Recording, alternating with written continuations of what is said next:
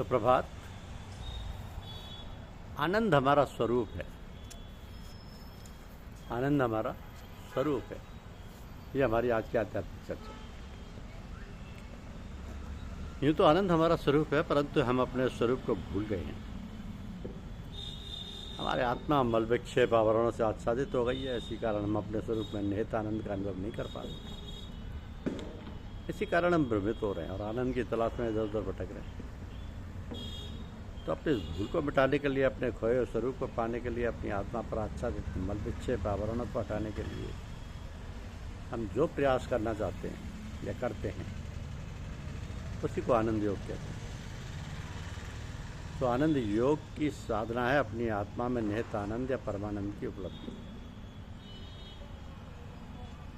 तो जन्म जन्मांतरों से हम जाने कहाँ तक भटकते रहे, जाने किन किन योनियों में भोगते रहे, बिल्कुल निराश्रित और निर्वासित से इधर उधर भटकते हुए मानव शरीर में आए। अब हमें वो समय, अवस्था और साधन प्राप्त है कि हम स्थिर भाव से शांतिपूर्वक बैठकर योग प्राप्त करें। यदि अब चुके तो फिर न जाने कब ये सुविधा उपलब्ध हो, न जाने क्या हमारी दशा हो। अतः सावधान होकर समय का सदुपयोग करते हुए अपने लक्ष्य को प्राप्त करने के लिए अथक प्रयास करें।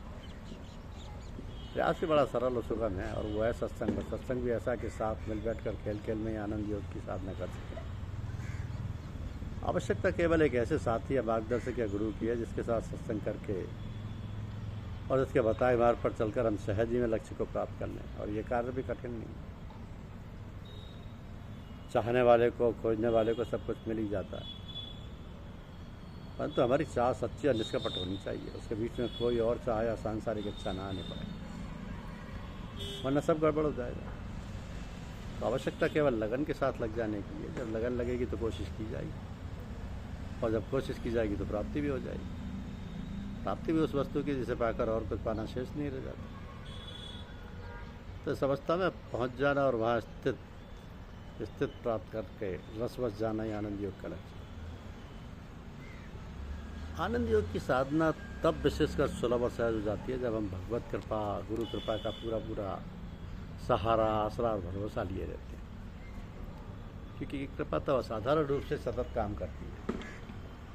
जब हम पूर्ण रूपेण अपना सर्वांगीण समर्पण कर देते हैं, सर्वांगीण यानी सभी अंग प्रत्यंगों का और उनसे होने वाली सभी क्रियाओं का और उनके परिणामों का समर्पण, ऐसा समर्पण कि मन का कोई भी विचार, कोई भी इच्छा शेष ना रह जाए, सभी कुछ गुरु या ईश्वर को समर्पित हो जाए। तो यह अवस्था अत्यंत सूक्ष्म है, और उसके लिए बहुत सावधान होकर निरख परख करने की सतत आवश्यकता है।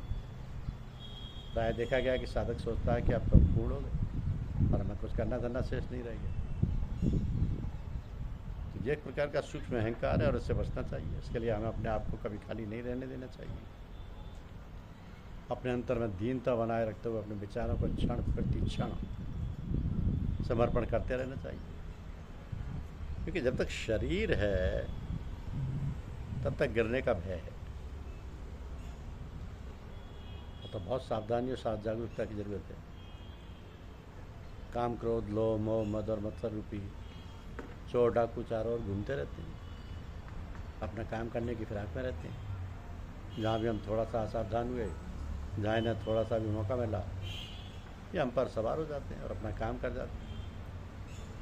इसलिए हमें सतत सावधान रहकर सभी विचारों और क्रियाओं का समर्पण करते रहना चाहिए और आनंद योग के साधन पथ पर निर्बाध गति से आगे बढ़ते रहना चाहिए। परमपिता परमात्मा और गुरुदेव हमारी रक्षा करते हैं सदैव। क्योंकि महात्मा कहलाना तो सहज है, किंतु महात्मा बनना बड़ा कठिन है। लोहे के चने चबाना है। संत महात्माओं के आचार विचार देखकर उनका आचरण नहीं करना चाहिए, वरन वो जो कहें, वो जो आज्ञा दें, उसका पालन करना चाहिए। संत सद्गुरुओं का मार्ग सूरज शब्द योग का है। सूरज शब्द योग बहुत आसान है, किंतु उसके अनुसार चलना कठिन। अपने आप को गुरु के अर्पण कर देना चाहिए और ऐसा स्वयं बन जाए जैसे नहलाने वाले के हाथ में मुर्दा। अब मुर्दा तो मुर्दा ही है, चाहे उल्टा करो, चाहे सीधा करो, चाहे खड़ा करो, चाहे बड़ा करो। इसी प्रकार जब गुरु के चरण शरण में पड़ जाए तो अपने आप को उनको समर्पण कर देना चाहिए। छोटी से छोटी इच्छा, वासना, लालसा नहीं रखनी चाहिए और उसका बताए अभ्यास को लगन के साथ करना चाहिए। ये सुरत शब्द योग का मार्ग इन 3 बातों पर मुख्यतः निर्भर करता है कि श्रवण मनन और निधिध्यासन। इस श्रवण मनन और निधिध्यासन की व्याख्या देखी जाए तो नवीन साधकों को बड़ी कठिनाई दृष्टिगोचर होगी, किंतु ऐसी बात नहीं। श्रवण माने सुनना और मनन माने उस पर विचार करना, मनन करना। निधिध्यासन और मनन करते उसमें लय हो जाना, यानी मगन हो जाना, ये तो कोई कठिन बात नहीं है। हमारा हृदय क्षेत्र तो बहुत विशाल है और इसी क्षेत्र में हमारे स्थूल मन की बैठक भी है।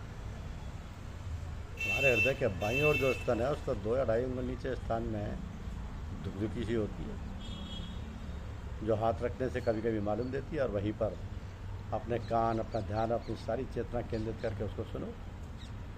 सुनते सुनते उसी में खो जाओ, लय हो जाओ। उस धक धक ध्वनि को जो स्थान पर होती है उसी को ओम या राम राम समझ कर सुनो। इसी को संतों की भाषा में कहते हैं शब्द सुनना। तो जब तक वह शब्द सुनाई देता रहेगा कोई विचार नहीं आएगा। इसी प्रकार अभ्यास करते करते उसमें लय होना आरंभ हो जाएगा। ये अभ्यास किसी योग्य गुरु की देखरेख में करें और नियत समय पर जितनी देर करें प्रतिदिन उससे कमी अधिक ना होने दें।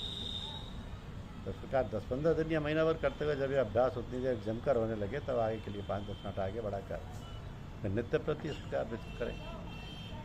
इस प्रकार शनै शनै अभ्यास को बढ़ाएं और एक ही आसन पर बैठे, नीचे कुछ आसन उसके ऊपर कंबल या आसन रखकर बैठें, जिससे आसन नरम रहे और बैठने में गड़े नहीं।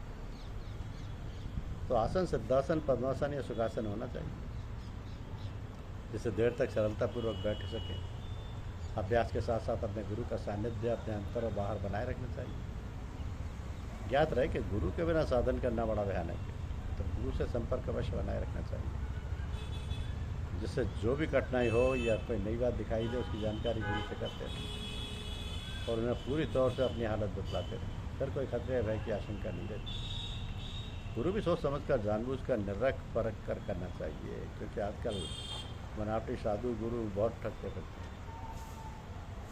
तो करना ये है कि आप अपने गुरु के प्रति पूरी श्रद्धा बनाए रखिए, गुरु पर पूरा भरोसा रखिए, गुरु को समर्पित रहिए और गुरु आपको स्वतः ही आध्यात्मिक ऊंचाइयों पर पहुंचाते रहें। धन्यवाद। YouTube चैनल को लाइक और सब्सक्राइब अवश्य कीजिए। शुक्रिया।